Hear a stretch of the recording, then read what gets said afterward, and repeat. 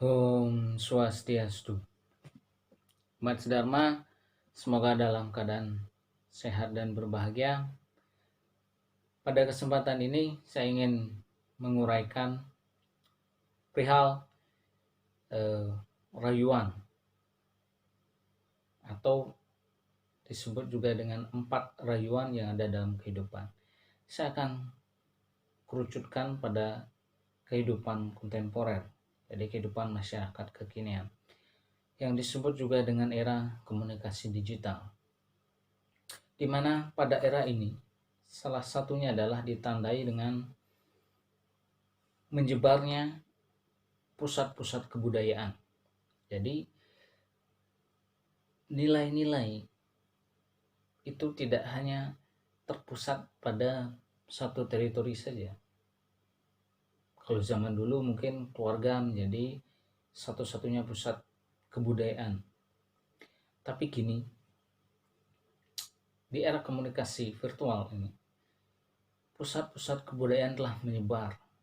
Bahkan mungkin dapat dikatakan ada ratusan titik pusat kebudayaan. Dimulai dari keluarga, kemudian lingkungan sosial pertemanan, sekolah, bahkan sekarang bisa disebut dengan pasar juga menjadi pusat kebudayaan, pasar modern, mall, super mall, tempat bermain, taman wisata, dan lain sebagainya. Jadi pusat kebudayaan di mana ditanamkannya nilai-nilai pedoman-pedoman hidup tidak hanya pada atau didominasi oleh satu titik. Bahkan banyak yang menganggap sekarang ini pusat kebudayaan itu yang mampu membentuk diri kita bersifat anonim. Jadi kita tidak tahu ini kebudayaan apa dan lain sebagainya. Jadi bercampur baur bahkan.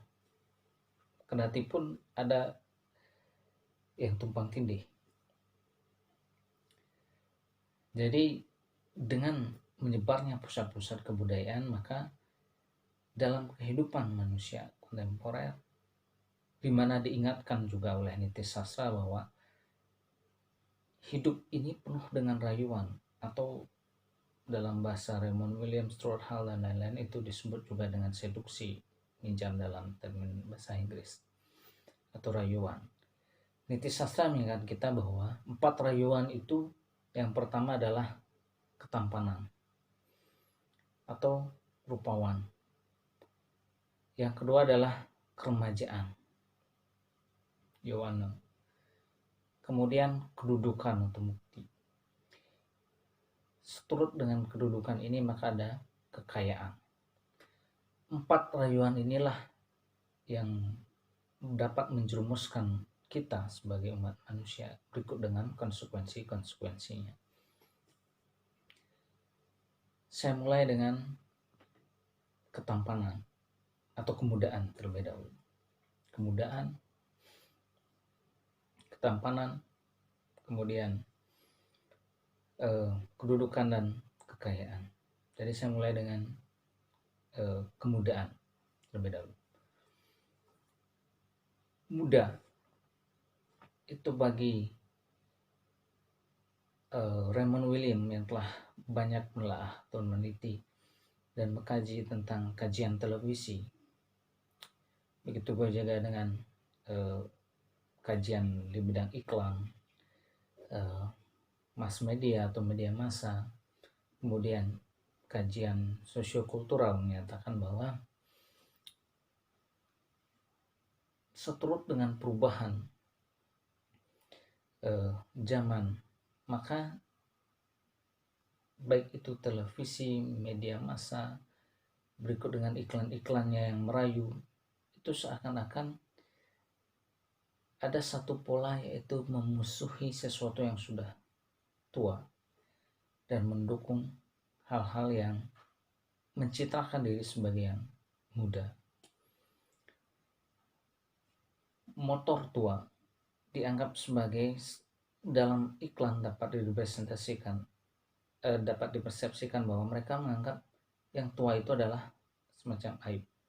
Jadi kita harus memberi sesuatu yang baru terhadap hidup, termasuk juga produk yang baru, baik itu motor, laptop, kemudian bahkan rumah mungkin, handphone. Maka tidak salah kalau produksi di bidang otomotif dan elektronik itu selalu memperbaharui produknya hampir setiap setahun. Jadi selalu ada produk-produk baru yang keluar, entah itu mengganti mode, mempercanggih mesin, menambahkan daya yang lain. HP tua yang hanya bisa menelpon dan SMS itu disingkirkan, dan sekarang ini handphone muda itu dilengkapi dengan fitur yang berbagai macam, bahkan di luar dari konteks komunikasi. Ada radio, bisa mengetik bahkan sekarang. Kemudian kebutuhan kita terhadap hal-hal yang sesungguhnya